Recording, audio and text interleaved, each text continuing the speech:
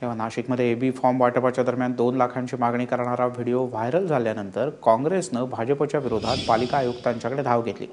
आचारसंहितेचं भंग केल्याप्रकरणी भाजप नेत्यांच्या विरोधात गुन्हा दाखल करण्याची मागणी काँग्रेसनं केली आहे। काँग्रेसचे शहराध्यक्ष शरद आहेर यांनी ही मागणी केली। या प्रकरणाची निवडणूक कक्षामार्फत सखोल चौकशी करण्याचं आश्वासन नाशिकचे आयुक्त कृष्णा यांनी दिलं आहे। दरम्यान प्रचार खर्चासाठी उमेदवारांच्याकडून 2 लाख रुपये घेण्यात आले असं स्पष्टीकरण भाजप नेत्यांनी व्हायरल व्हिडिओ प्रकरणावर दिलंय। त्यामुळे भाजप उमेदवारांच्या निवडणूक खर्चातून 2 लाख रुपये वजा करण्याची मागणी सुद्धा काँग्रेसने केली।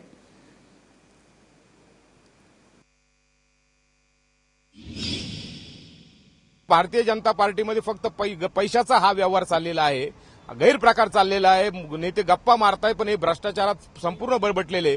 आम्ही माननीय आयुक्तांना निवडणूक अधिकाऱ्यांना विनंती केलेली आहे का या संदर्भामध्ये आपण आचारसंहितेचा गुन्हा दाखल करा आणि जे 10 लाख घ्यायची भाषा गोपाळ पाटील करतायत त्याची सखोल चौकशी करून संबंधितांवरती या ठिकाणी कारवाई झाली पाहिजे आणि आचारसंहितेचा भंगचा गुन्हाही दाखल झाला पाहिजे। आज खऱ्या अर्थानं भारतीय जनता पार्टीचा खरा चेहरा आज जनतेसमोर आलेला आहे।